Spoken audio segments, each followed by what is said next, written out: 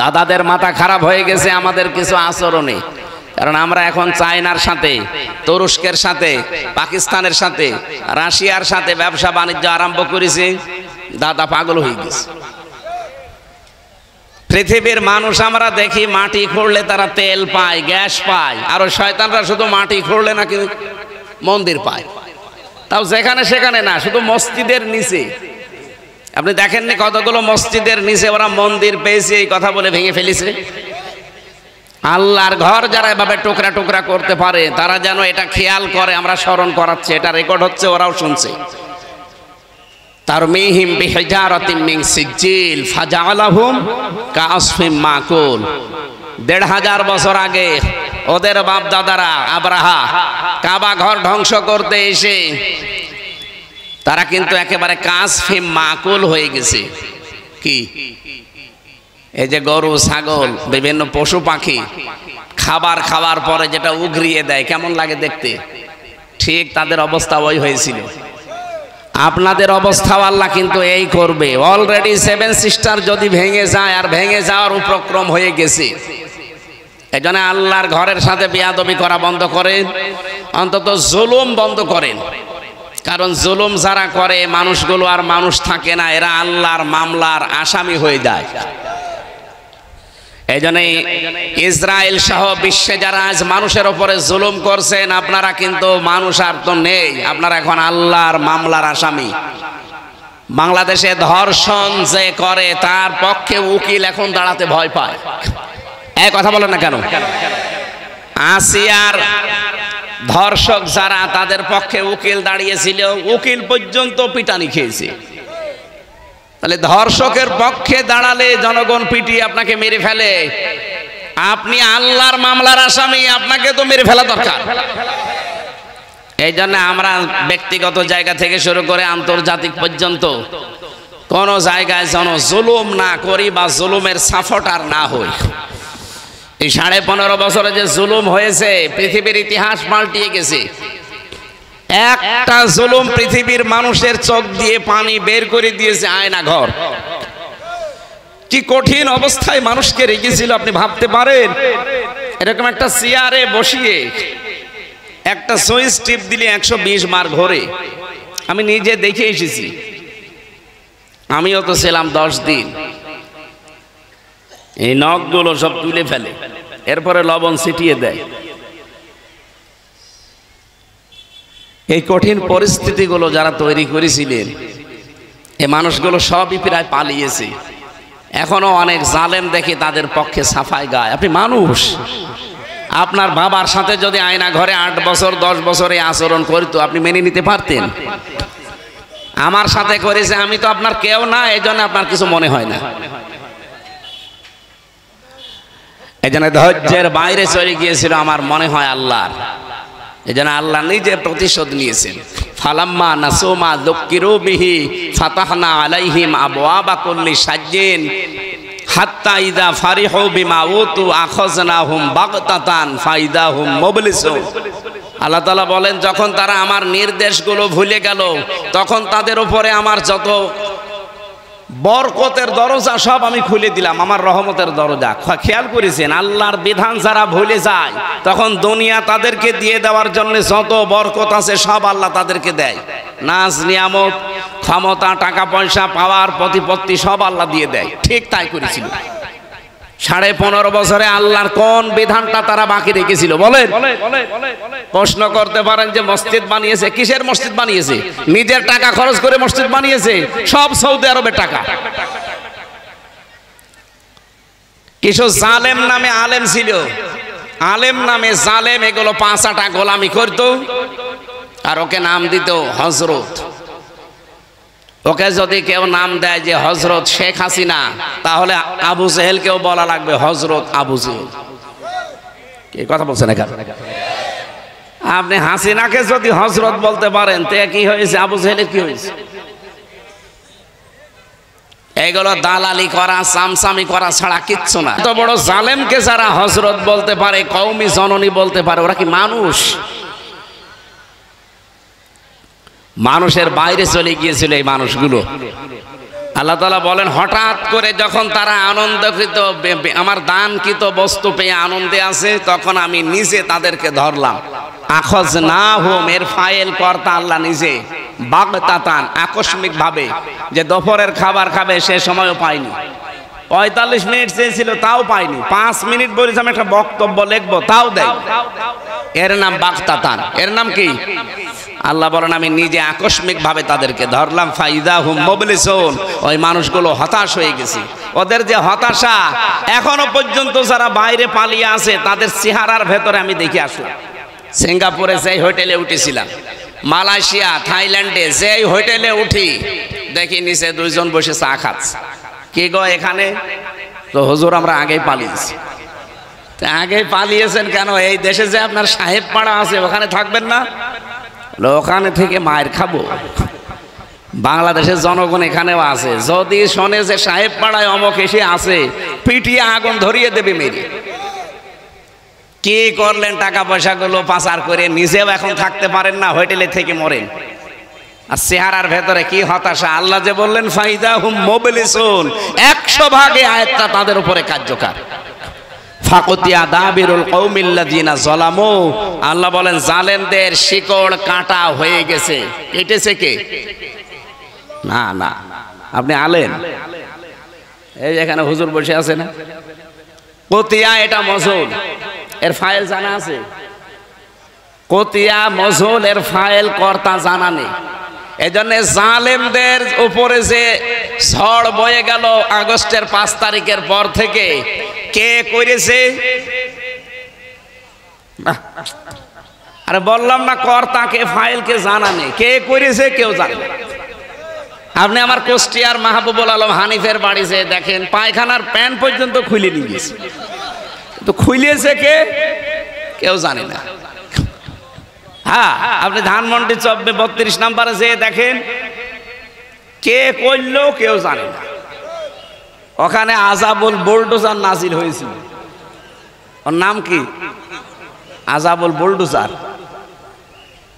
আল্লাহ এখানে যে ফাকুতিয়া দাবিরুল কওমিল্লাযিনা যালামু দিলেন, জালেমদের শিকড় কাটা হয়ে গেছে। আমার মনে হচ্ছে যে এই দৃশ্যটা আল্লাহ 1500 বছর আগে, উনি তো সবই জানে এ বাংলাদেশ সম্পর্কে, এটা জেনে আগেই নাজিল করেছি। এটা সূরা নমলে পাবেন, 19 নম্বর পারা, 20 নম্বর পৃষ্ঠা, 7 নম্বর লাইনের 52 নম্বর আয়াতে আছে। আল্লাহ রাব্বুল আলামিন বলেন ফাতিলকা বুয়ুতুহুম খাওয়িয়াতাম বিমা যালামু ইলা আখিরি আয়া। এখানে আরবি গ্রামার যারা বোঝে, ইংরেজি গ্রামার যারা বোঝে তাদেরকে বলছি, একটু খেয়াল করে দেখেছেন আল্লাহর ভাষা হচ্ছে ফাতিলকা বুয়ুতুহুম খাওয়িয়াতাম বিমা যালামু। আল্লাহ বলেন এই সেই ঘরগুলো, এই এদিকে তাকান, কে বলছেন বলেন তো?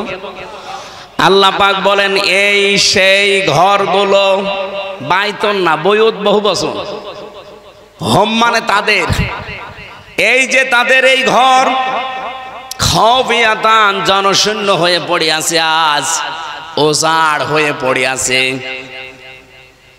বিমা যালামু এদের জুলুমের কারণে। আল্লাহ পাক বলেন এই যে জায়গাগুলোতে জুলুম হয়েছিল এর জন্য পুরা জায়গাটাও অভিশপ্ত হয়ে গেছে। এতটুকু আল্লাহ যদি শেষ করে দিতেন আমি আয়াতটাই বলতাম না। এরপরে আমাদের জন্য জালেমদের এত বড় শিকড় যদি আল্লাহ কেটে ফেলতে পারে, আপনি চিন্তা করতে পারেন এই বাঁকড়া ইউনিয়ন থেকে শুরু করে একেবারে সংসদ পর্যন্ত প্রত্যেক জায়গায় জালেমদের শিকড় একেবারে গভীরে ছিল।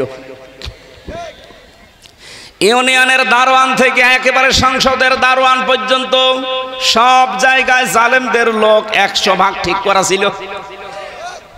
আল্লাহ পাক বলেন এত বড় শিকড় যখন কাটা হয়ে গেছে, ইন্না ফি যালিকা লাআয়াতাল লিকওমি ইয়ালামুন। এখানে লামে তাকিদ আছে, অবশ্যই এর ভেতরে শিক্ষা আছে যারা জ্ঞানী তাদের জন্য। তাহলে আমাদের শিক্ষা কি? 15.5 বছরের এত বড় শিকড় যদি আল্লাহ কেটে ফেলতে পারে, ও যশোরবাসী, এখনো যদি কেউ জুলুম করে, আগামীতে যারা আসবে তারাও যদি জালেম হয়, 5 বছর পরে তাদের বাড়ি ঘর শ্মশান হয়ে যাবে। এই জন্য সাবধান, সাধু সাবধান। কি কথা বলেন না কেন? নাকি ওনার শক্তি এখন আর নেই? বলেন আছে কিনা? এই জন্য আমরা যেন সাবধান হই। জালেমরা মামলার আসামি। হামজার কার? আল্লাহর মামলার আসামি। আপনি টের পাচ্ছেন? আমরা রমজানুল মোবারকে আছি।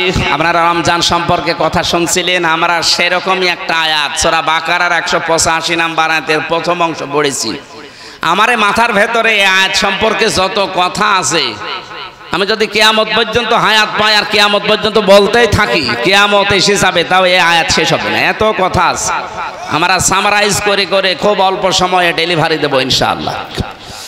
আল্লাহ পাক বলেন শাহরুর রমাদান। এদিকে খেয়াল করবেন, আমি গতানুগতিক কথা বলতে চাই না, যা বলি চিন্তা ভাবনা করে গবেষণামূলক কথা বলি। পুরা কোরআনে আল্লাহ 12টা মাসের নাম কোন জায়গায় আপনারা পেয়েছেন কিনা আমি জানি না। পেয়েছেন? আলেম পেয়েছেন?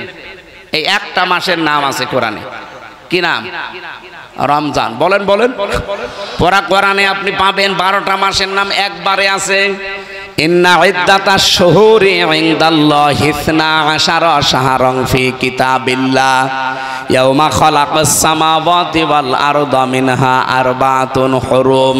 এটা সূরা তাওবার 36 নম্বর আয়াতে আছে। আল্লাহ পাক বলেন আসমান আর জমিন যেই দিন তৈরি করি, ওই দিন আমার কিতাব কোরআনে, এদিকে তাকান, আসমান জমিন যেই দিন বানিয়েছি ওই দিন আমার কিতাব কোরআনে কারিমে 12টা মাসের নাম আমি লিখে দিয়েছি। কয়টা? কিন্তু কোরআনে কারিমে আপনি 12টা মাসের, এই মুহররম, সফর, এরপরে রবিউল আউয়াল, রবিউল সানি এরকম পাবেন না, রজব, শাবান, খালি একটা মাসের নাম আছে। আল্লাহ বলেন 12টা মাসের নাম আমি আমার কিতাবে লিপিবদ্ধ করে রেখেছি। অথচ আমরা শুধু একটা মাসের নাম কোরআনে কারিমে পেলাম, তার নাম রমাদান। রমজান শব্দের শাব্দিক অর্থ হচ্ছে জ্বালিয়ে দেওয়া, পুড়িয়ে দেওয়া, শেষ করে ফেলা। রব্বুল আলামিন এখানে 4টা বিষয় আমাদেরকে জানিয়েছেন, একটার সাথে আরেকটা রিলেটেড। 1 নম্বরে রমজান, 2 নম্বরে কোরআন, 3 নম্বরে সিয়াম, 4 নম্বরে তাকওয়া। আজকের তেলাওয়াত কিন্তু আয়াত থেকে 4টা বিষয় একটার সাথে আরেকটা যেহেতু লাগানো আছে, আমরা মিলিয়ে নিয়ে বাড়ি যাব ইনশাআল্লাহ। থাকবেন না আর ঘন্টাখানিক? ঘন্টাখানিক না, আধা ঘন্টা থাকলে হবে। প্রথম নাম্বার বলছিলাম শাহরুর রমাদান। আল্লাহ পাক বলেন এই সেই মাস যার নাম, আরো জোরে বলেন, কেউ যদি রমজান এই শব্দটা উচ্চারণ করে সওয়াব পাওয়ার নিয়তে, নবীজি বলেন কমপক্ষে তার আমল নামায় 50টা নেকি হবে। র মিম দাদ আলিফ নুন, কয়টা? 5টা অক্ষর আগে, এক একটা অক্ষরে 10টা করে নেকি হয়। 5 দোকানে 5 10-এ 50টা নেকি হবে। এই জন্য রমজান বললে আপনি জোরে বলবেন।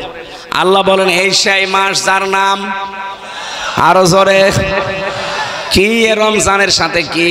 আল্লাযী উনজিলা ফীহিল কোরআন, যে মাসে আমার কোরআন আমি নাজিল করলাম। যশোরবাসী, আমার প্রশ্ন হচ্ছে, কোরআন নাজিল হয়েছে মাত্র 1500 বছর আগে, আর রমজান মাস আল্লাহ বানিয়েছি দুনিয়া তৈরি করার সময়। তাহলে একে 1500 বছর আগে এই মাসের বয়স। এর বয়স কত কোটি কোটি বছর বলেন তো? পৃথিবী যেই দিন তৈরি হয় ওই দিন আল্লাহ আসমান জমিন বানানোর সময় তার কিতাবে 12টা মাসের নাম লিখেছিলেন, তার ভেতর রমজান আছে না? তাহলে মানে রমজান কোরআন শরীফ নাজিল হওয়ার অনেক আগেও ছিল, কিন্তু রমজানের এই মর্যাদা মূল্য ছিল না। যার কারণে রমজানের মর্যাদা মূল্য আল্লাহ বাড়িয়ে দিয়েছেন, তার নাম হচ্ছে কোরআন। বিবাহের ক্ষেত্রে আমরা যখন দেখি 5000 বরযাত্রী গেছে, কিন্তু বর যায়নি। মেয়ের বাবা যা খাওয়া দাওয়া দিয়েছিল সব এবার তুলে নেবে, যদিও বরযাত্রী যাওয়া জায়েজ নেই। এই এলাকায় কি বরযাত্রীর সিস্টেম আছে? না, এই সিস্টেম যেহেতু মুসলমানদের ধর্মে নেই, এটা হিন্দুদের ধর্মে আছে, তারা পালন করুক। আমরা এটা আজকে থেকে তওবা করা লাগবে। বরযাত্রী দাওয়াত দিলেও যাবেন না। হ্যাঁ, অলিমা আছে ইসলামে, অলিমা করেন। অলিমা কি ছেলের বাড়িতে হয় না মেয়ের বাড়িতে? আপনি কোথায় যান? সুতরাং মেয়েদের মর্যাদা কত মেয়েরা টের পাচ্ছেন?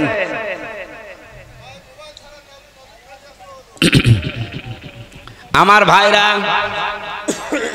এই কি বলে কথা কথা বলা যাবে না ভাই। এই আপনি তো ডিস্টার্ব করতেছেন ভাই, আপনি এদিকে সরে বসেন দরকার হয়। সম্মানিত মা বোনেরা, এরকম প্রায় 27টা সম্মানের কথা পেয়েছি আমি। আজকে থেকে মেয়ের বাবা যারা আছেন, মেয়ে বিয়ে না হয় না হোক, এই বরযাত্রী খাওয়ানো যাবে না।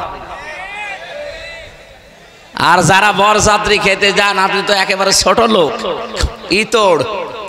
কোন কারণে যান আপনি? 18 বছর, 20 বছর, 22 বছর এত কষ্ট করে মেয়েটা লালন পালন করে আপনারা দেখছে, এরপর আবার 2000 মানুষ খাওয়ানো লাগবে। আপনি কি রাস্তায় থালা নিয়ে বসতে পারেন না? আমি চাইবো আজকে থেকে বরযাত্রীর দাওয়াত দিলে আমরা যেন আর কেউ না যায়। কি বরযাত্রী যাওয়া জায়েজ আছে? মেয়ের বাবার বাড়ি থেকে তার মন মতো, তার খুশি ছাড়া, তার অনুমতি ছাড়া একটা পান খাওয়াও জায়েজ নেই। আরো মরণের খাওয়া খায়। অলিমা করা জায়েজ আছে, কিন্তু অলিমা করে না। হাজী সাহেব অলিমা করেছেন? হ্যাঁ, আলহামদুলিল্লাহ, এই তো একটা পুরুষ মানুষ পেয়েছি।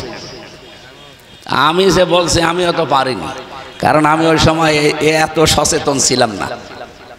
বারবার যে বলছে অলিমা আর বরযাত্রীর কথা, কারণ আমার 3টা মেয়ে, আমার মেয়ে বিয়ে দেওয়া লাগবে না?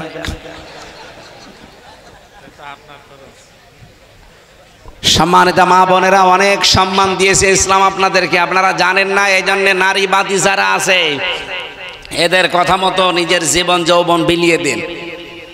মানুষ আপনাদেরকে ভয় দেখায়, ওরা যে ইসলাম যদি দেশে আসে জুজুর ভয় দেখায় যে আপনারা ঘর বন্দী হয়ে পড়বেন, শিকল বন্ধ হয়ে পড়বেন, তালাবদ্ধ করে দেবে। না, ইসলাম আসলে পরিবার থেকে শুরু করে আন্তর্জাতিক জীবন পর্যন্ত সবচাইতে বেশি নিরাপদে থাকবেন আপনারা। খালি ইসলামটাকে আসতে দেন দেশে। পরিবেশ দেখেন আপনাকে কোথায় নিয়ে যায়। নবীজি জানিয়েছেন, একটা মেয়ে হলে একটা জান্নাত, 2টা মেয়ে হলে 2টা জান্নাত, 3টা মেয়ে হলে 3টা জান্নাত। এমনি না, এর অনেকগুলো কারণ আছে। আমরা যেটা বোঝাচ্ছিলাম যে একটা বিয়েতে আমরা বরকে সবার উপরে মনে করি, সে না হলে বরযাত্রীর কোনো মূল্য থাকে না। আল্লাহ পাক বলেন 12টা মাস, এরও কোনো মূল্য নেই আমার কাছে। রমজানেরও মূল্য ছিল না, শুধু মূল্য হয়েছে কোরআনের কারণে। অথচ এখানে 1000 মানুষ যদি থাকে, আমার মনে হয় 998 জন কোরআন শরীফ পড়েও না, বসেও না। তা আপনার মর্যাদা বাড়াবে আল্লাহ কিসে? রোজা কি শুধু না খেয়ে থাকার নাম? আল্লাযী উনজিলা ফীহিল কোরআন, আল্লাহ পাক বলেন আমি কোরআন এ মাসে নাযিল করেছি হুদাল লিন্নাস, মানুষদেরকে পথ দেখানোর জন্য। বায়্যিনাতিম মিনাল হুদা ওয়াল ফুরকান, স্পষ্ট দলিল আর প্রমাণের ভেতরে দেওয়া আছে। হুদা শব্দটা হাদিন ইসমে ফাইল থেকে যদি আপনি নিতে পারেন, এর বাংলা অর্থ দাঁড়ায় পথ প্রদর্শনকারী। পৃথিবীতে একটাই মাত্র কিতাব আছে যেটা মানুষকে হেদায়েত দিতে পারে, তার নাম কোরআন। নারী পুরুষ যারা আছেন সবাইকে আমি আজকের এই অনুষ্ঠান থেকে আহ্বান জানাচ্ছি, এখন থেকে দৃঢ় সিদ্ধান্ত নিয়ে বাড়ি যাবেন। এই রমজানের আছে 11-12 দিন আছে, আমি কোরআন না শিখে মরব না। শুধু কোরআন না শিখে না, কোরআন আমি বুঝতে চাই। যেভাবেই হোক অন্যান্য ভাষা বোঝার জন্য যেমন চেষ্টা চালাই, কোরআন আমি বোঝার জন্য 100 ভাগ চেষ্টা চালাবো। আপনার বয়স এখন 60 বছর হতে পারে, আপনি যদি কোরআন পড়া, কোরআন বোঝার জন্য এখনই চেষ্টা চালান, যতদিন মরণ না আসবে আপনি তালেবে এলেম হয়ে গণ্য হয়ে যাবেন। আরে ভাই, তালেবে এলেম শুধু 5 বছর 6 বছর বয়সে তারাই না, এ মুরব্বিও তালেবে এলেম। যখন থেকেই কোরআন শোনার জন্য, বোঝার জন্য, জানার জন্য চেষ্টা চালাবে, সে নারী হোক আর পুরুষ হোক, ওই দিন থেকে সে আল্লাহর কাছে তালেবে এলেম। কি আর ওই অবস্থায় যদি আপনি মারা যান, বিনা হিসাবে বিনা বিচারে আপনি জান্নাত পেয়ে যাবেন। এই জন্য যার জন্য দাম বেড়েছে সেই বরের মর্যাদা, কোরআনের মর্যাদা এই মাসে দেওয়া লাগবে না? কি কি মর্যাদা সেটার? অল ফুরকান। আল্লাহ বলেন এই রমজান মাস কোরআন নাজিল হয়েছে, কোরআন সামনে আছে, সত্য মিথ্যা পার্থক্য করে বাকি জীবন চালানো লাগবে। সুতরাং রমজান এসেছে, কোরআনও আছে, রোজা আছে, চলে যাবে আর 11-12 দিন পরে। যদি সামনের বাকি জীবন হক আর বাতিল কোনটা কোরআন দিয়ে পার্থক্য করে চালাতে না পারেন, আপনার জীবন ব্যর্থ। আমি কথা বোঝাতে পেরেছি, আমি জানি আপনি বুঝেছেন। এখন যদি না বোঝার ভান করে থাকেন, ওটা আপনার বিষয়। সামনে কোনটা হক কোনটা বাতিল এটা পার্থক্য করবেন কি? আপনার বাবার জীবনী দিয়ে। কি দিয়ে? আরো জোরে বলেন। আশা করছি এইটা সামনে রাখবেন। 3 নম্বরে সিয়াম। আল্লাহ রাব্বুল আলামিনের নবী বলেন as-সাওমুলি, as-সিয়াম বলেন নাই। সিয়াম এটা জেনারেল ভাবে একটা বিধান, ঘরনায় পাক আসতে থাকে বছরের পর বছর। কিন্তু as-সাওমু এই শব্দ কিসের জন্য? আমরা যারা এখানে শিক্ষিত মানুষ তাদেরকে বলছি as-সিয়াম as-সাওম, দুইটা শব্দ আকাশ পাতাল। সিয়াম এটা ধারাবাহিক ভাবে আসবে, 1 বছরের পরে আর 1 বছর আসবে, যদি বেশি থাকেন পাবেন।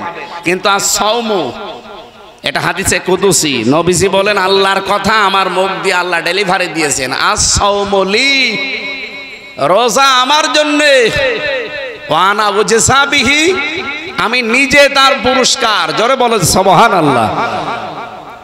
কি as-সাওমু as-সিয়াম এর পার্থক্য কি? রোজা রাখতে হলে 4টা বিষয় সামনে রাখা লাগে। 1 নম্বরে ক্ষুধা, খাবার, 2 নম্বরে পানীয়, 3 নম্বরে যৌন সম্ভোগ, 4 নম্বরে আল্লাহর হারাম বস্তুগুলো ছেড়ে দেওয়া। এই 4টা বিষয় যখন মানুষ ছেড়ে দিতে পারবে, সেই লোকটার as-সাওমু এই শব্দটার সাথে পরিচিত হবে। এই 4টা বিষয় নিজের জীবনে বাস্তবায়ন করে যদি কেউ রোজা থাকতে পারে, তার পুরস্কার কি? আল্লাহ বলেন আমি নিজে দেব, অথবা আমি নিজেই তার পুরস্কার হয়ে যাব। জোরে বলেন সুবহানাল্লাহ। কিয়ামতের দিন একটা দরজা আল্লাহ আলাদা বানিয়েই রেখেছেন, তার নাম রায়্যান। যারে তারে প্রবেশ করতে দেবে না, যেই লোকটা রোজা ছিল তাকে আল্লাহ প্রবেশ করাবে। এই জন্য সিয়াম যেহেতু শুধু আমাদের প্রতি না, সিয়ামের পূর্বেও ছিল। আল্লাহ রাব্বুল আলামিনের পূর্বে যে সিয়ামগুলো দিয়েছিলেন, আমি আলেমদেরকে বলছি, আমি কিন্তু প্রশ্ন করব এবার। এর আগে যত সিয়াম ছিল আমাদের এই মতো সিয়াম না। হযরতে মরিয়ম আলাইহিস সালামও সিয়াম করেছিলেন, কিন্তু তার সিয়াম ছিল শুধু কথা বলা যাবে না, বাকি সব কাজ করা যাবে। তিনি রোজা রেখেও খাবার দাবার খেতেন, পানি খেতেন। কথা বুঝতেছেন? তাহলে কামা কুতিবা আলাল্লাযিনা মিন ক্বাবলিকুম, রোজা শুধু তোমাদের জন্য আমি লিখে দেইনি। হ্যাঁ, তোমাদের বিধানটা আলাদা। তোমরা ওই 4টা বিধান যদি পালন করে রোজা রাখতে পারো, তাহলে তোমাদের সিয়াম হবে as-সাওম। সেটা কি? 1 নম্বরে আপনি খাবার থেকে, 2 নম্বরে পানীয় থেকে, 3 নম্বরে স্ত্রী সম্ভোগ থেকে, 4 নম্বরে আল্লাহর হারাম বস্তুগুলো থেকে নিজেকে বাঁচিয়ে রাখবেন। এই 4টা মেনে নেওয়ার নাম as-সাওম। 4টা মেনে নেওয়ার নাম কি? এটা শুধু আমাদের প্রতি উম্মতি মুহাম্মদি। কিন্তু কামা কুতিবা আলাল্লাযিনা মিন ক্বাবলিকুম, তোমাদের পূর্বে যত নারী পুরুষ বিদায় নিয়েছে, অন্য নবীর উম্মত যারা, তাদের প্রতি কিন্তু এই রকম সিয়াম ছিল না। তাদের সিয়ামের সিস্টেম ছিল আলাদা, তাদের সিয়ামের ধরন ছিল আলাদা। এই যে মরিয়ম আলাইহিস সালামের কথা বললাম, উনিও রোজা রেখেছিলেন, কিন্তু আমাদের রোজায় খাওয়া যায় না, আর ওনার রোজায় খাওয়া যেত। আমাদের রোজায় কথা বলা যায়, কিন্তু ওনার রোজায় কথা বলা যেত না। আমি এরকম প্রায় 70টা নিয়ম পেয়েছি পুরা কোরআনে। এতগুলো দলিল আমি লিখেছিলাম, লম্বা করে বলা যাচ্ছে না, কারণ জোহরের পর আবার আরেকটা অনুষ্ঠান আছে আমার।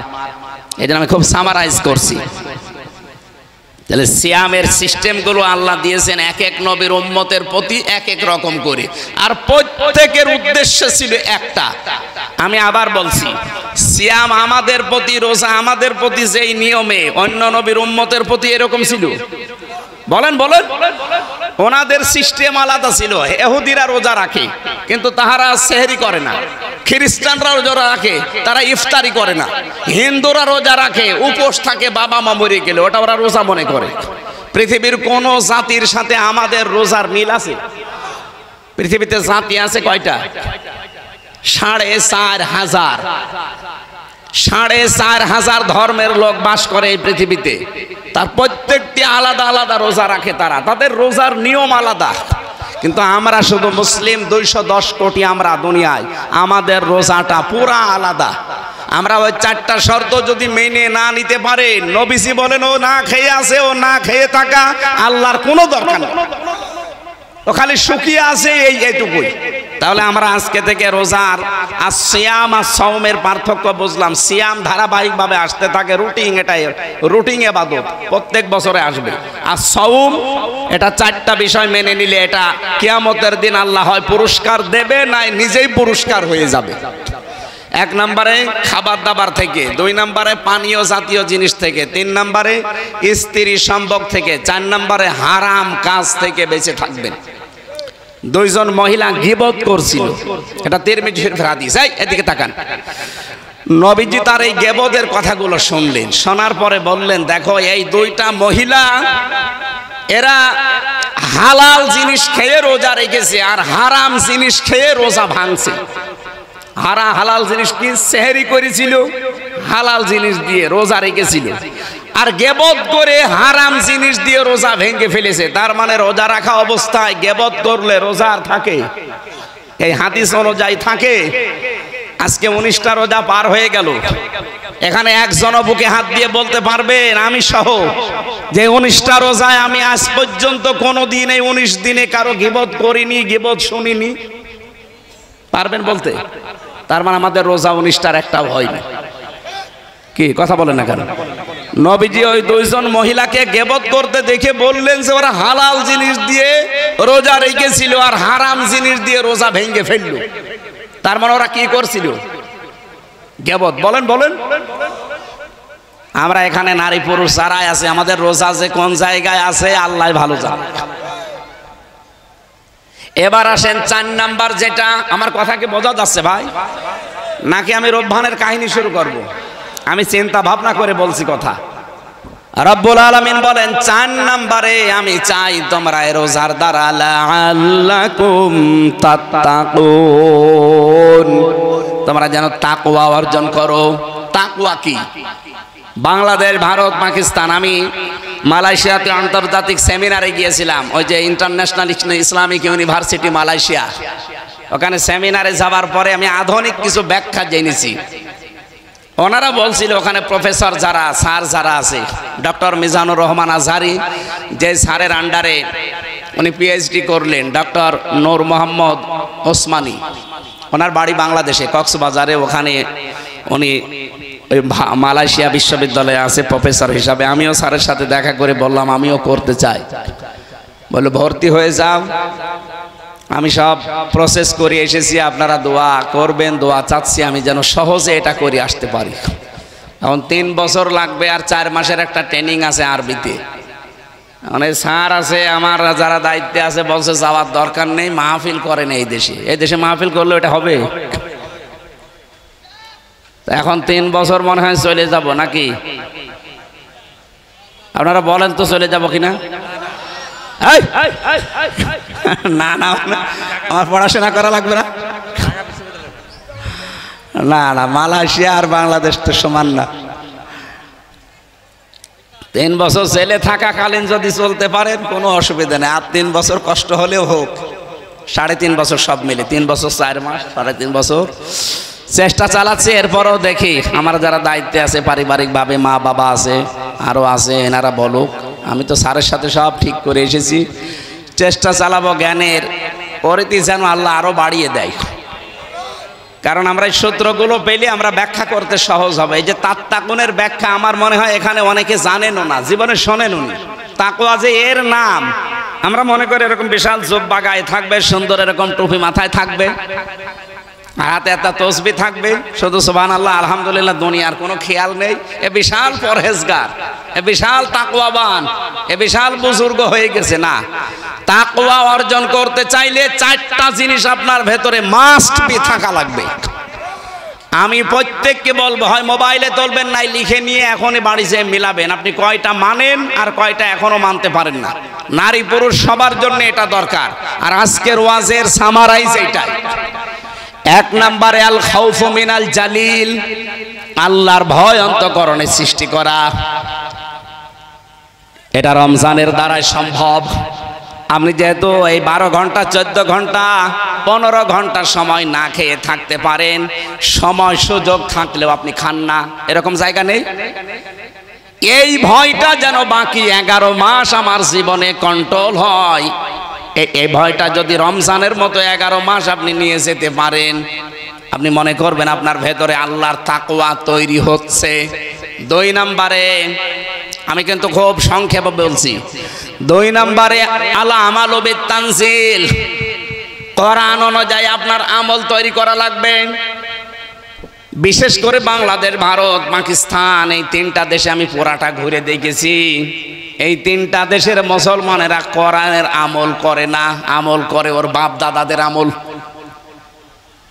কোরআনে কারিমে আমার আল্লাহ 500 আমল দিয়েছেন। কয়টা বলেন বলেন? 500 আমল আছে এর ভেতরে। এই 500 আমল আপনাকে দুনিয়ায় করে দেখানো লাগবে, তাহলে আপনার ভেতরে তাকওয়া আছে, এটা পরিগণিত হবে। 3 নম্বরে আল কিনায়াতু বিল কলিল, অল্পে তুষ্ট থাকবেন আপনি। আমি যত প্রথম কথা তুলেছিলাম, বাংলাদেশ দাঁড়ায় না কেন? মালয়েশিয়া দাঁড়িয়ে গেল আজ 20-22 বছরে, সিঙ্গাপুর দাঁড়িয়ে গেল আজ 18-19 বছরে, থাইল্যান্ড দাঁড়িয়ে গেল যেখানে শুধু চামড়া আর দেহ ব্যবসা ছাড়া কিচ্ছু নেই, অথচ তারা দাঁড়িয়ে গেছে আজ। আমরা দাঁড়াতে পারি না, একটাই কারণ, আমরা অল্পে তুষ্ট না, আরো চাই আরো চাই। 15.5 বছরে 1 লোক নাকি 620টা বাড়ি বানিয়েছে। এই 6.5 মাস 7 মাস যদিও থাকতো আরো 20টা বানাইতো। ওই যে ভূমি মন্ত্রীর দায়িত্বে ছিল চট্টগ্রামের, ওনার বাড়ি হচ্ছে 620টা। একটা মানুষ বাঁচে কয় বছর? 70-80 বছর। 70-80 বছরের জন্য 620টা বাড়ি লাগে। এক বাড়িতেই তো পার হয়ে যায়, আরো আরেকটা হায়াত লাগে। আর ওর বাড়িতেই হয়নি, কারণ ও অল্পে তুষ্ট না। এই যে আমরা একজন সাদা মানুষের নাম শুনি, ওনার নাম হচ্ছে দরবেশ সালমান এফ রহমান। ওর মাথার চুল থেকে শুরু করে পায়ের স্যান্ডেল পর্যন্ত পুরাটা সাদা, অথচ ভেতরে পুরাটা কালো ছিল। 36,000 কোটি টাকা মারিং কাটিং করেছে। একটা মানুষের টাকা লাগে কত বলেন তো? 36,000 কোটি। আপনারা যদি গণনা করতে দেওয়া যায় হাত ব্যথা হয়ে যাবে, মেশিন ছাড়া আপনি গুনতেও পারবেন না। 1-2 টাকা 36 টাকা হলেও তো হয়, 36,000 না, 36 লাখ না, 36 কোটি না, 36,000 কোটি। কত টাকা একজন চুরি করেছে বলেন?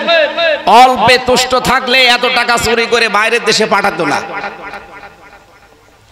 এই রূপপুরের পারমাণবিক কেন্দ্র আপনারা নাম শুনেছেন, ওখান থেকে একজন শেখ হাসিনার ছোট বোন ৭৬,০০০ কোটি টাকা নিয়েছে।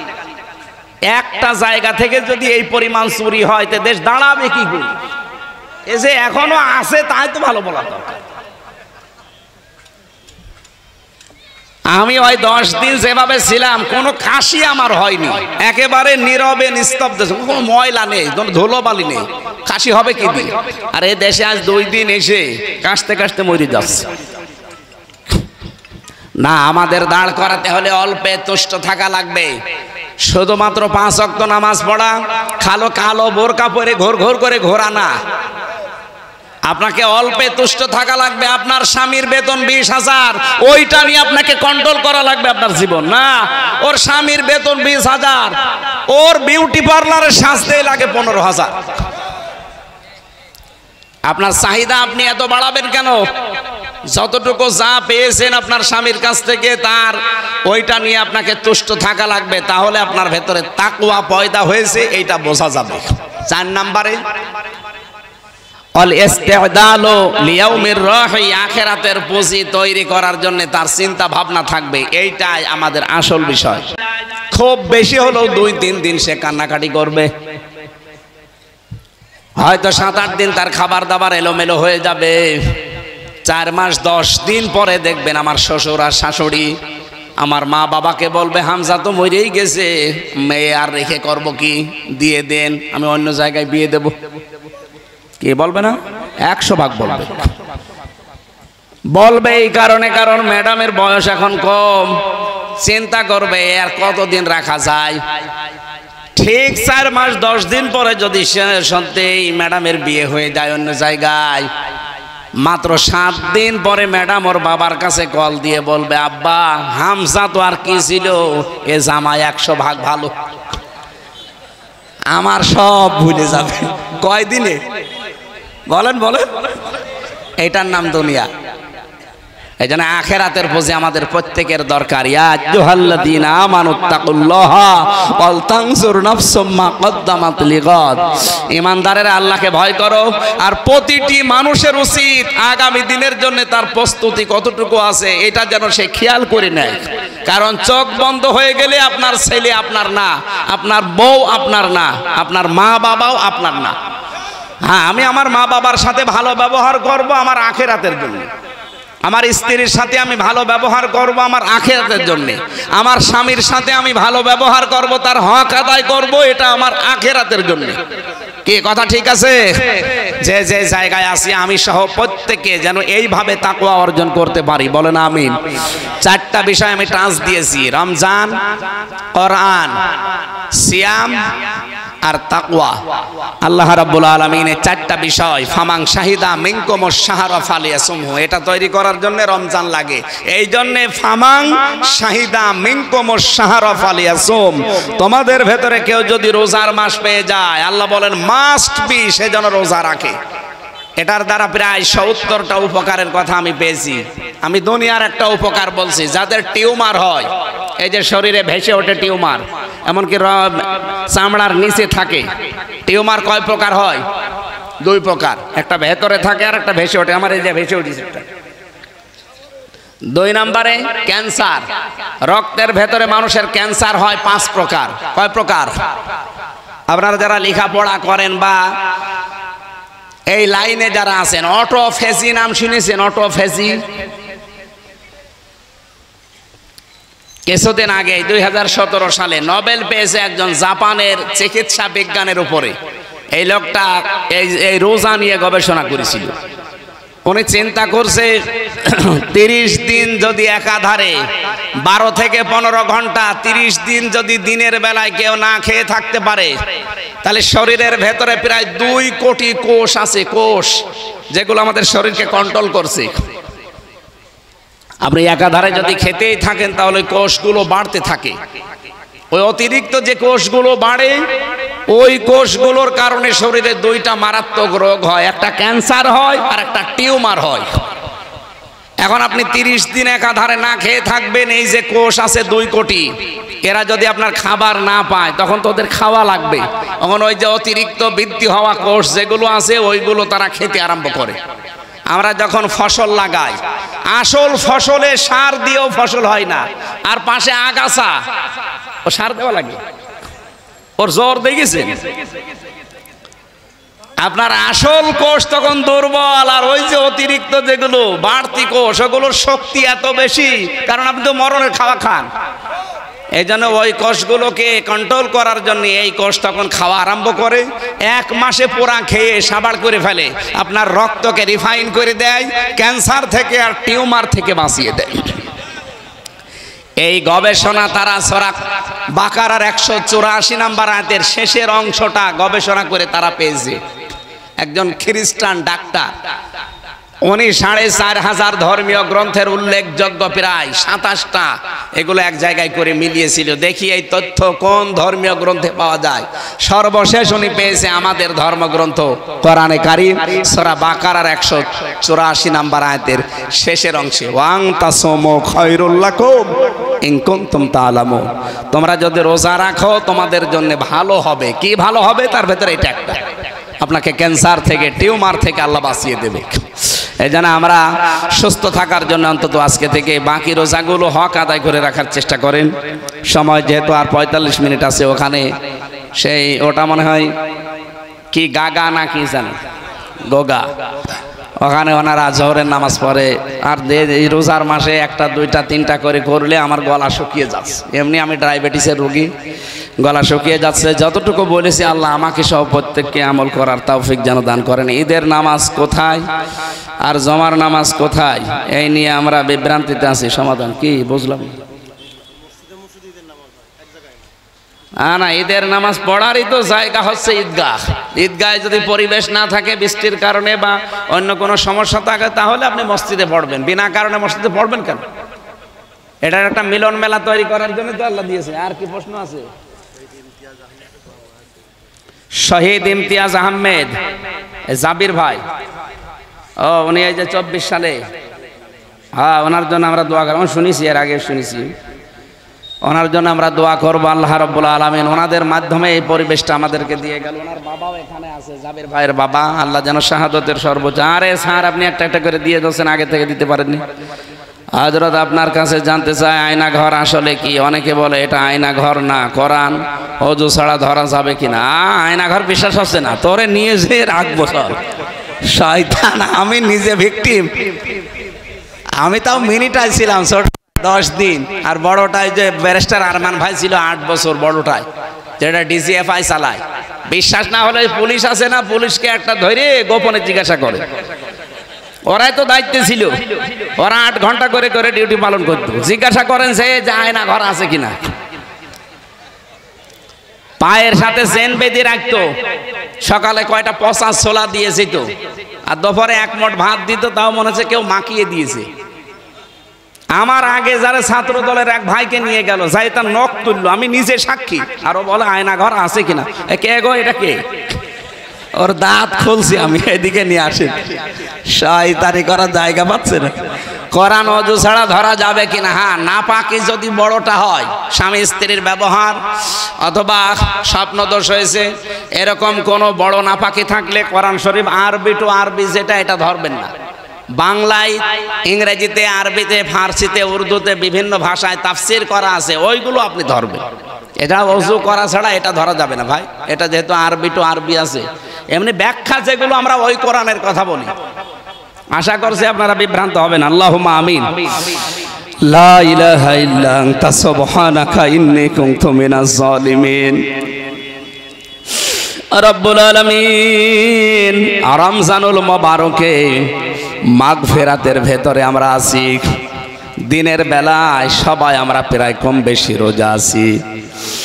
সিয়াম সাধনার এই মাসে কত কাজ আমাদের ছিল, সব বাদ দিয়ে যারা চাতক পাখির মতো কোরআনে কারিম শুনেছে, যে 4টা বিষয়ে টাচ দিয়েছি, আল্লাহ আমাদের জীবনে বাস্তবায়ন করে দাও। সওয়াব যদি আজকের আয়োজনে দিয়েই থাকো, আল্লাহ তাআলা বাকড়া, জিকরগাছা, যশোরের এই মানুষগুলো যারা আজকের এই অনুষ্ঠানের সাথে সম্পৃক্ত, মেহেরবানি করে তাদেরকে তুমি কবুল করে নাও। যে যেইভাবে সাহায্য সহযোগিতার হাত বাড়িয়েছে, আল্লাহ তুমি তোমার সাহায্য তাদের দিকে ওইভাবে এগিয়ে দাও। সম্মানিতা মা বোনেরা পর্দার আড়ালে বসে আছে, অনেকের স্বামী সংসারের শান্তি নেই, মেহেরবানি করে তাদের স্বামী সংসারের শান্তি দান করো। অনেকের সন্তান অবাধ্য আছে, সন্তানগুলো বাধ্য করে দাও। বহু মহিলা এখানে বসে আছে, এমনও অসুখ আমাদেরকে দিয়েছো যেটা মানুষের কাছে বলাও যায় না। আল্লাহ অনেক মেয়ে লোক দোয়া চাই, মেহেরবানি করে তাদের শেফায়ে কামেলা হাজেলা তৈরি করে দাও। আমরা যারা মা বাবা হারিয়েছি, আমাদের মা বাবাকে মাফ করে দাও। সম্মানিত সভাপতি, বীর মুক্তিযোদ্ধা, প্রধান অতিথি, বিশিষ্ট ব্যবসায়ী, বিশেষ অতিথি যারা এসেছে, আল্লাহ সম্মানিত সভাপতির বাবা, প্রধান অতিথির বাবা লাইফ সাপোর্টে আছে, ইবনে সিনা হাসপাতালে, তার হায়াত তুমি মেহেরবানি করে বাড়িয়ে দাও, সুস্থ করে দাও। সন্তানদের মাথার উপরে ছায়া, দোয়া করার জন্য তাকে তুমি বাঁচিয়ে রাখো। তোমার ইলমে যদি জানা থাকে যে তার হায়াত আর নেই, আল্লাহ তুমি একেবারে ঈমানের সাথে, সম্মানের সাথে তোমার কাছে তুমি ডাক দিও। সন্তানাদি যাদেরকে দিয়েছো ধৈর্য ধারণ করার তৌফিক তাদেরকে দিও। আমাদের প্রধান অতিথি আল্লাহ আলহাজ মিজানুর রহমান ভাই, মেহেরবানি করে তাকে তুমি কবুল করে নাও। প্রধান অতিথি যিনি বিশিষ্ট ব্যবসায়ী, বিশেষ অতিথি যাদের নাম আমি দেখতে পেলাম, প্রত্যেকটি মানুষকে, বিশেষ করে এই বাজারে যারা ব্যবসা বাণিজ্য করে প্রত্যেকের ব্যবসা বাণিজ্যে বরকত দাও। প্রশাসনের যে ভাইগুলো আজকে দায়িত্ব পালন করেছে আল্লাহ, বাংলার প্রশাসনের উপরে তোমার রহমত নাজিল করো। এই দেশের দায়িত্বে যারা আছে সততার সাথে পালন করার তৌফিক দাও। আল্লাহ তাআলা বাংলাদেশটা তুমি কোরআনের হাতে তুলে দাও, চর্ম চোখে যেন দেখতে পায় এ দেশটা তোমার কোরআনের বিধান দিয়ে চলছে। এই বাঁকড়া এলাকায় মাটির নিচে যারাই ঘুমিয়ে আছে কোরআনের ইজ্জতে তাদেরকে মাফ করে দাও। শ্রদ্ধাভাজন স্যার প্রফেসর জাহাঙ্গীর তার বাবা মাকে হারিয়েছে, মাকে তুমি মাফ করে দাও। বাবা অসুস্থ, শেফায়ে কামেলা জেলা দাও। তার স্ত্রীও অসুস্থ, আল্লাহ তাকেও তুমি শেফা দান করো। 3টা বছর জালেমের জেলখানায় আমি নিজে অসুস্থ হয়ে গেছি, আল্লাহ তুমি আমার শরীরকে, কণ্ঠকে আগের অবস্থায় ফিরিয়ে দাও। এই মাহফিলটা বাস্তবায়নের জন্য যত মানুষ বিভিন্ন কায়দায় সহযোগিতা করেছে আল্লাহ একটাকেও খালি হাতে ফেরত দিও না, প্রত্যেককেই তুমি কিছু না কিছু দাও। আমার আসিফার ভাই এসেছে, তার মা বাবাকে মাফ করে দাও। যত মানুষ আমরা এই ময়দানে আজকে এসেছি আমাদের জীবনের অভাবগুলো দূর করে আমাদের স্বভাব চরিত্র মুহাম্মদুর রাসূলুল্লাহর মতো বানিয়ে দাও। ফিলিস্তিনের মুসলমানদের জন্য তুমি হামি ও নাসির হয়ে যাও।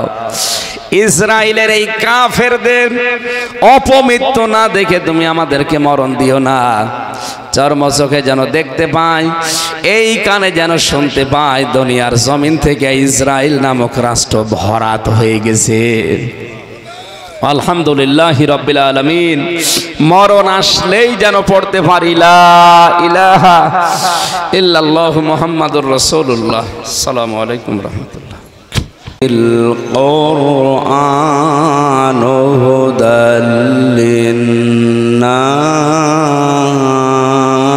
للناس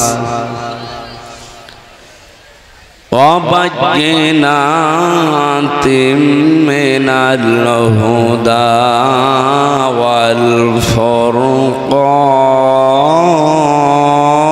والفرقان فمن شهد منكم الشهر فليصم صدقت يا ربنا. عن أبي هريرة رضي الله تعالى عنه قال قال النبي صلى الله عليه وسلم الصوم لي وأنا أجزي به الصوم لي وأنا أجزى به رواه ابن ماجه. وقال تعالى في شان حبيبي وما زادهم إلا إيمانا وتسليما. اللهم صل على سيدنا مولانا محمد وعلى آل سيدنا مولانا بلغ العلا بكماله كشف الدجى بجماله حسنت جميع خصاله صلوا عليه وآله. আলহামদুলিল্লাহ। যশোর জেলার জিকরগাছা থানার অন্তর্গত বাঁকড়া বাজার কেন্দ্রীয় ঈদগাহ জামে মসজিদের উদ্যোগে তাফসিরুল কোরআন মাহফিলের স্বনামধন্য সভাপতি বীর মুক্তিযোদ্ধা শ্রদ্ধাভাজন ব্যক্তিত্ব আলহাজ BSM আলী আকবর, প্রধান অতিথি বিশিষ্ট ব্যবসায়ী জনাব আলহাজ মিজানুর রহমান, বিশেষ অতিথি হিসাবে উপস্থিত আছেন আলহাজ মাওলানা আব্দুল খালেক, জনাব সামির হোসেন, জনাব মনিরুল ইসলাম, জনাব ইব্রাহিম হোসেন, মালয়েশিয়া প্রবাসী। আমি পরশুদিন এসেছি মালয়েশিয়া থেকে, 9-10 দিন ছিলাম ওখানে। আপনাদের এই পাশে এই গ্রামের একজন আমার সাথে ছিলেন, ওনার নাম জিয়াউর রহমান। জিয়া ভাই আপনাদেরকে পেনাঙে আছে, হ্যাঁ, উজ্জ্বলপুর। যাই হোক, বাঁকড়া বললো যে বাঁকড়া আমার বাড়ি। মঞ্চে বসা আছেন আপনাদের এই এলাকার সন্তান, যশোরের মুক্তিযোদ্ধা ডিগ্রি কলেজের শ্রদ্ধাভাজন শিক্ষক প্রফেসর মোহাম্মদ জাহাঙ্গীর হোসেন, আমার শ্রদ্ধাভাজন স্যার। প্রশাসনের যে ভাইগুলো আজকে পাহারা দেওয়ার জন্যে, শৃঙ্খলা ঠিক রাখার জন্য এসেছে, অথচ আগস্টের 5 তারিখে হলে শৃঙ্খলা ঠিক রাখার জন্যে না, শৃঙ্খলা ধ্বংস করার জন্য আসতো। এমনকি আমি এখানে আসার আগে আমার মনে হয় 2 গাড়ি পুলিশ এখানে বসে থাকতো। আজকেও আছে 2 গাড়ি, কিন্তু ধরার জন্যে না, দোয়া নেওয়ার জন্যে। এ পরিবেশ যারা কায়েম করে দিয়ে গেলেন 2024 সালে, এই মহান মানুষদেরকেও স্মরণ করছে। আল্লাহ শাহাদতের সর্বোচ্চ মাকাম যেন তাদের দান করে। আপনি কি বলছেন শহীদ, এই শব্দটা শুনতে যত সহজ, এটাতে এত সহজ শব্দ না।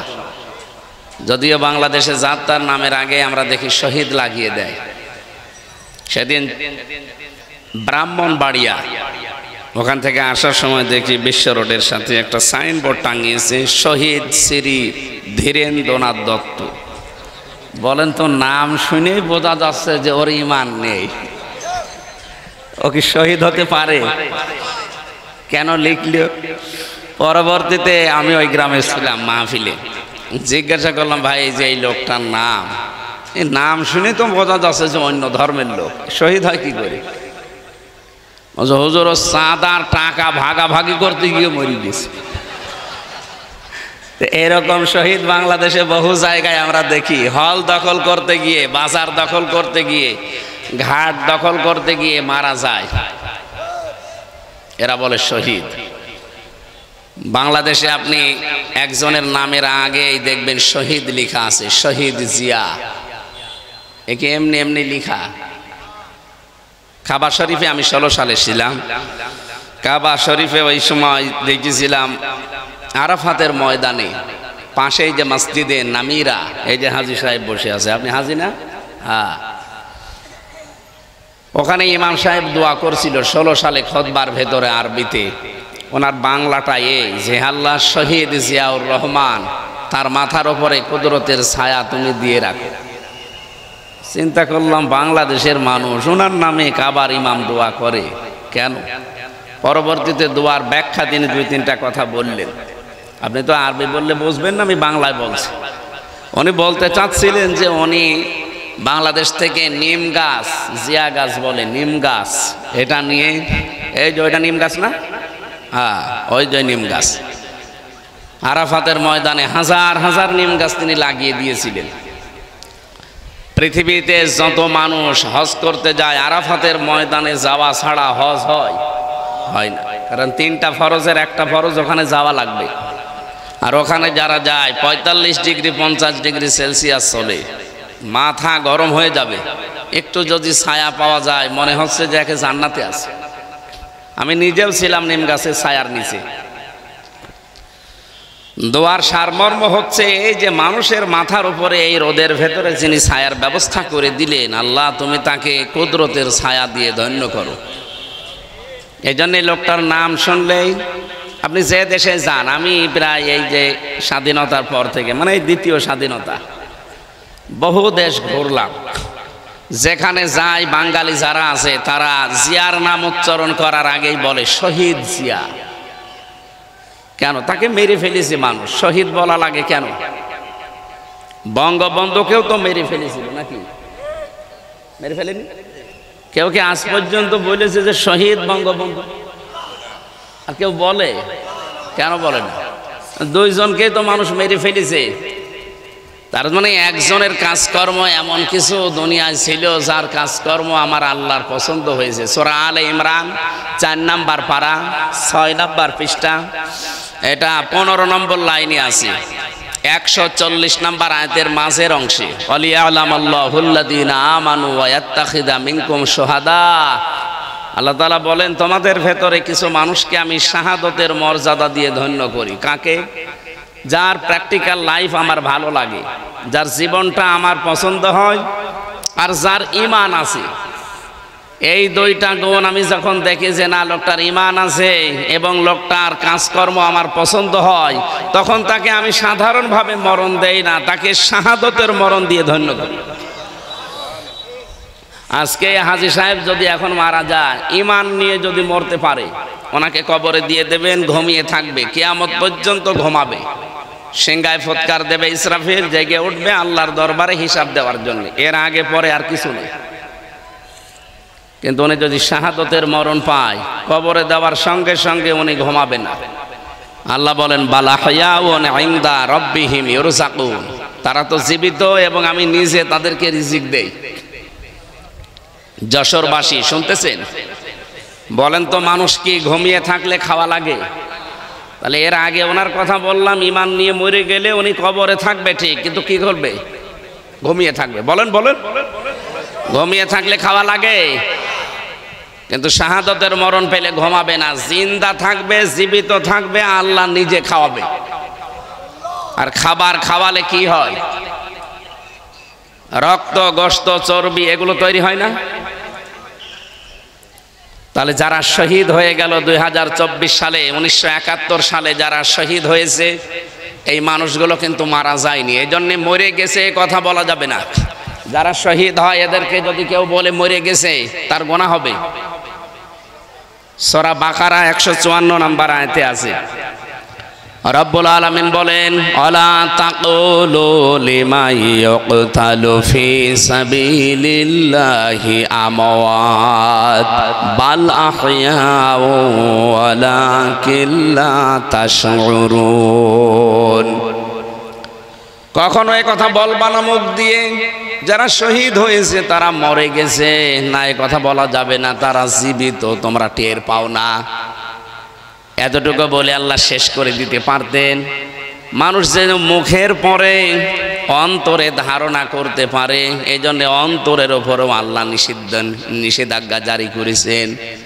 ওয়ালা তাহসাবান্নাল্লাযীনা কুতিলু ফি সাবিলিল্লাহি আমওয়াতা বাল আহইয়াউন ইনদা রাব্বিহিম ইরযাকুন। বলেন আল্লাহু আকবার। সূরা আলে ইমরান 169 নম্বর আয়াতে আছে, আল্লাহ পাক বলেন যারা শহীদ হয়েছে, আমি আল্লাহর রাস্তায় যারা জীবন দিয়েছে, মানবতার জন্য যারা জীবন দিয়েছে, এ কথা কখনো ধারণাও করবা না যে লোকটা মরে গেছে। তারা জীবিত এবং আমি নিজে তাদেরকে রিজিক দেই। এর প্রমাণ আমি প্রায় 100টা লিখেছি কোরআন আর হাদিস, আর এই বাস্তবতা সম্পর্কে একটা বলছি। হযরতে আমির হামজা আমার নামে নাম, বিশ্বনবীর চাচা, মুহাম্মদুর রাসূলুল্লাহর আপন চাচা।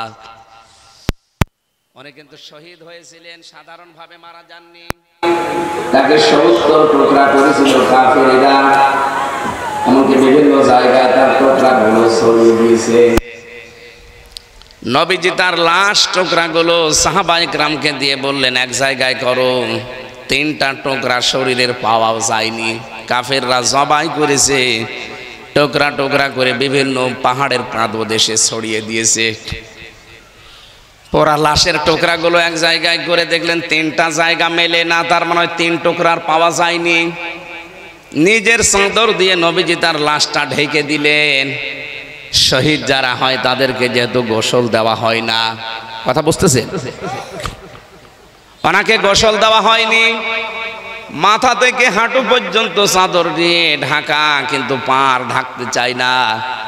নবীজি নিজে পাহাড়ের লতা পাতা দিয়ে তার পাটা ঢেকে দিলেন। জানাজার নামাজ শেষ করে কবরে দিলেন। নিজে দোয়া করলেন মাটি দেওয়ার পরে, রব্বুল আলামিন আমার চাচা আমির হামজার আজকের এই দিন পর্যন্ত আমি তার উপরে খুশি আছি। হে আমার মালিক, হে আমার আল্লাহ, তুমি আমার চাচা হামজার উপরে খুশি হয়ে যাও। নবীজি পৃথিবীতে মাত্র 2 জনের জন্য এই কথা বলেছিলেন। এই এদিকে তাকান। হযরতে আব্দুল্লাহ যুল বাদাদাইন রাদিয়াল্লাহু তাআলা আনহু, তিনি ঈমান আনতে গিয়ে পরনের কাপড় পর্যন্ত আনতে পারেন নাই। এই লোকটা যেদিন শহীদ, তার মানে উনি জ্বরে মারা গিয়েছিলেন, কিন্তু শাহাদতের মরণ পেয়েছেন। নবীজি তার হাতে একটা বাকল বেঁধে দিয়ে বলেছিলেন, আমি আব্দুল্লাহর রক্ত কাফেরদের জন্য হারাম করে দিলাম। সাহাবী ডুকরে কেঁদে উঠে বলে, হে রাসূল, আমি চাইলাম আমার জীবনটা দিয়ে শহীদ হতে, কারণ শাহাদতের মর্যাদা আমি জানি, আর আপনি কাফেরদের জন্য আমার রক্তটাই হারাম করে দিলেন। বিশ্ব নবী বলেন, আব্দুল্লাহ, তোমার যে অ্যাক্টিভিটিস আজকের এই ময়দানে আমি দেখেছি, এখন যদি তুমি জ্বরে পড়েও মারা যাও, কিয়ামতের দিন আল্লাহ তোমাকে শাহাদতের মর্যাদা দান করবে। এই লোকটা যেদিন ইন্তেকাল হয়, শাহাদত বরণ করে, নবীজি নিজে তার কবর খুঁড়ে লাশটা কবরের ভেতরে শুয়ে নিজে দোয়া করেছিলেন, রব্বুল আলামিন আজকের এই দিন পর্যন্ত আমি আব্দুল্লাহর উপরে খুশি আছি, মেহেরবানি করে তুমিও খুশি হয়ে যাও।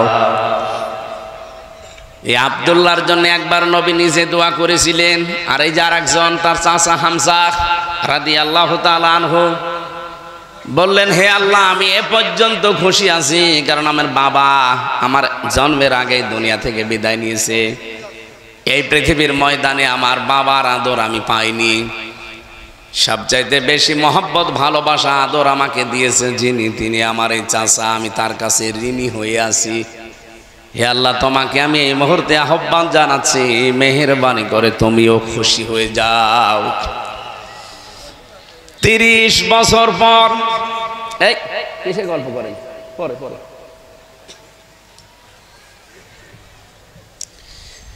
30 বছর পর তার ইন্তেকাল হওয়ার পর, শহীদ হওয়ার পরে তার কবর একবার ভেঙে গিয়েছিল। কয় বছর? 30 বছর। মদিনা একবার ব্যাপক ঢল হয়েছে, তার কবর পর্যন্ত ভেঙে গিয়েছে, রক্ত প্রবাহিত হয়ে আসছিল। হযরতে হামজার সাথে উহুদের ময়দানে ওই সময় যারা যুদ্ধ করেছিল তাদের বয়স হয়তো 20-22 বছর ওই সময়। এখন তারা মুরব্বী হয়ে গেছে, এখন তাদের বয়স 55 বছর, 60 বছর বয়স। রক্ত অনুসন্ধান করতে গিয়ে দেখে 30 বছর আগে মুহাম্মদ রাসূলুল্লাহর চাচা হযরতে হামজাকে কাফেররা যে জায়গায় কোপ দিয়েছিল, ওই সমস্ত জায়গা দিয়ে এখনো ফিনকি দিয়ে রক্ত বের হয়ে আসতেছে।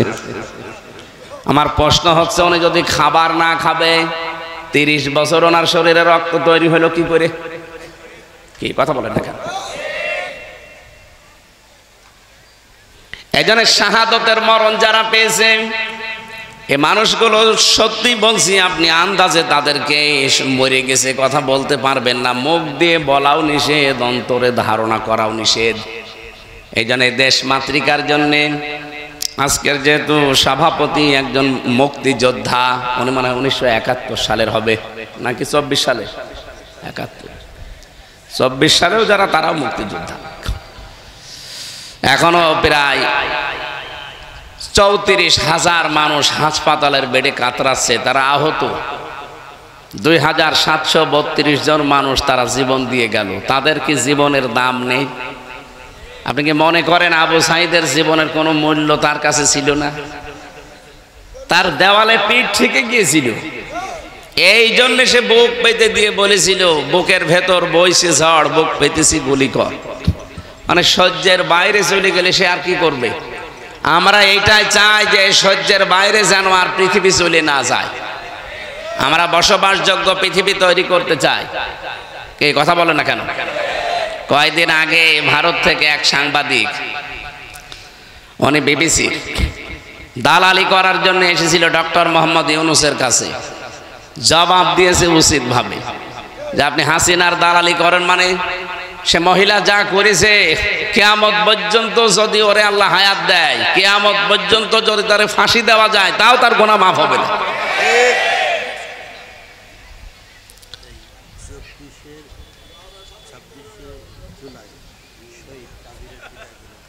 আলহামদুলিল্লাহ।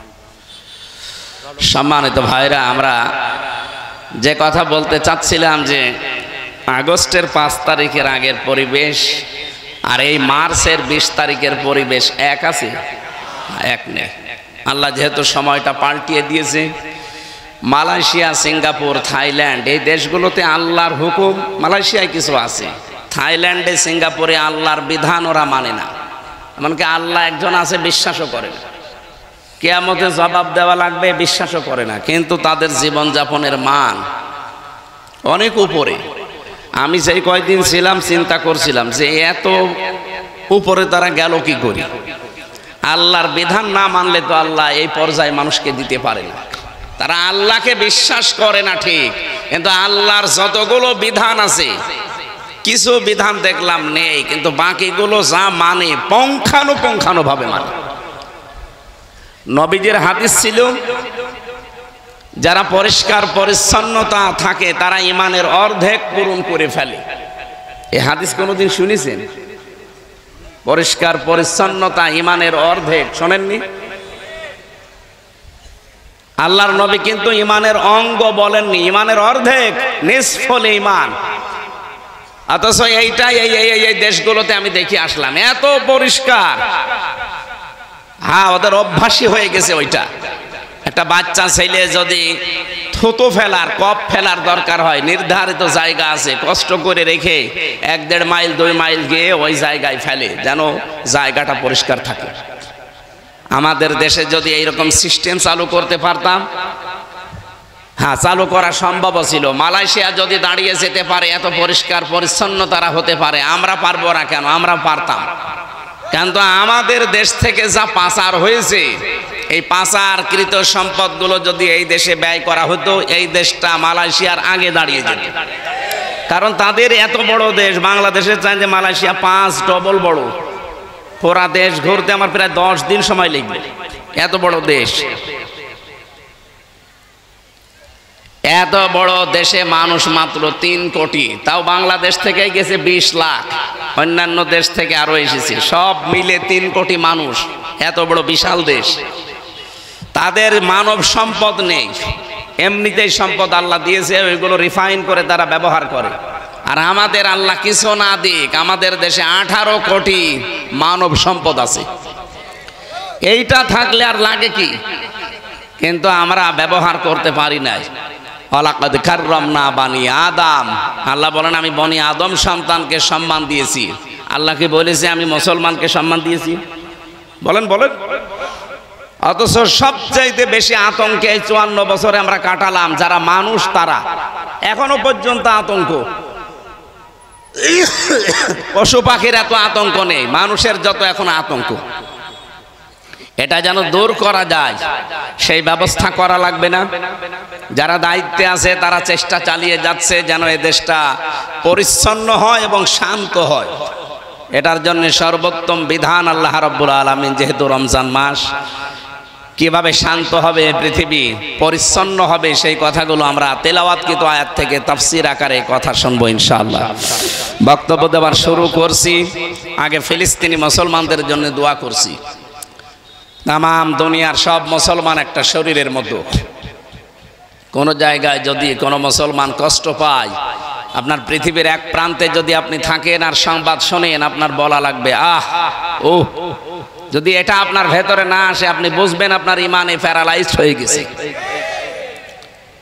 কত ছোট্ট ছোট্ট শিশুকে তারা ধোঁকা দিয়ে, বোকা বানিয়ে ঘরে নিয়ে বোম বাস্টিং করে মেরে ফেলতে। এই দৃশ্যগুলো দেখার পরে যে মানুষগুলো এখনো কান মুখ নাড়ে না, 57টা মুসলমান রাষ্ট্র পৃথিবীতে, এরা যদি আজ এক হয়ে কালকে ঘোষণা দিয়ে দিত যে ফিলিস্তিনের এই অত্যাচার যদি বন্ধ না হয়, বিশ্বের অমুসলিম দেশ যারা আছে তাদের সাথে সব সম্পর্ক কাট, ওরা এমনি ভয় পেয়েছে। আমাদের যে পাশের প্রতিবেশী দাদা বাবুরা, এদের সব চাইতে বেশি ভয় মরণের ভয়। কারণ আমার 17, 18, 19 এই সমস্ত সালগুলো তো বাংলাদেশে কথা বলতে দিত না। আমি থাকতাম দাদাদের দেশে। আমার এই কলকাতা, আসাম, ত্রিপুরা এই সমস্ত জায়গায় এমন কোনো জায়গা নেই যে আমি সেখানে যাইনি, যে দেখেছি ওদের আচরণগুলো। ওই মানুষগুলোর সবচাইতে বেশি ভয় পায় মরণকে। এটা কোরআনেরও কথা, ওয়ালা তাজিদান্না আহরাসান নাসি আলা হায়াতি ওয়া মিনাল্লাযিনা আশরাকু। হে নবী, জীবনের উপরে সবচাইতে বেশি মায়া দেখতে পাবেন আপনি 1 নম্বরে মুশরিক যারা, তাদেরকে। তো ওরা যেহেতু মুশরিক, এজন্য সবচাইতে বেশি ভয় পায় মরণকে। বাংলাদেশ শুধু ডক্টর মোহাম্মদ ইউনূস একটু টাচ দিয়েছিল যে 7 সিস্টার কিন্তু থাকবে না, এমনি নরম হয়ে গেছে। আমাদেরকে ভয় দেখিয়েছে যে আমরা খাবার দেব না, পেঁয়াজ দেব না, আলু দেব না, না খেয়ে বাংলা মরবে। আরে ভাই, আমাদেরকে মানুষ ভয় দেখায়। বাংলাদেশে আমরা আর যাই করি, আমরা মুসলমান। নামাজ কম পড়তে পারি, রোজা কম রাখতে পারি, আমরা মুসলমান না? আমাদের তো বছরে 1 মাস না খেয়ে থাকা ফরজ, আর সেই মাস, এই মাস চলছে না সেটা। আর আমাদেরকে খাবারের ভয় দেখিয়ে নিজেরাই ভয় পেয়েছে। এখন তাদের আলু, তাদের পেঁয়াজ এই বর্ডারে এসে পৌঁছে। এখন বলতেছে আসেন কলকাতায়, 100 টাকা আর প্রায় 25 টাকা আপনাদের আর নেওয়া হবে না, মাফ করে দেওয়া হবে। পাগল হয়ে গেছে। এই জন্য ওদের সবচাইতে বেশি ভয় কিসের ভয়? মরণের ভয়। আজ বিশ্বের 257টা দেশ, মাত্র 57টা দেশ আমরা মুসলিম, 200টায় সব অমুসলিম। গাজায় এই অত্যাচার, জুলুম, নির্যাতন যদি বন্ধ না হয়, আমার মনে হয় এখন ইমানের দাবি এই 57টা মুসলিম রাষ্ট্রের প্রধানরা এক বাক্যে যেন জাতিসংঘকে বলে, সব দেশের সাথে ব্যবসা বাণিজ্য সব কাট, সম্পর্ক আমাদের ছিন্ন।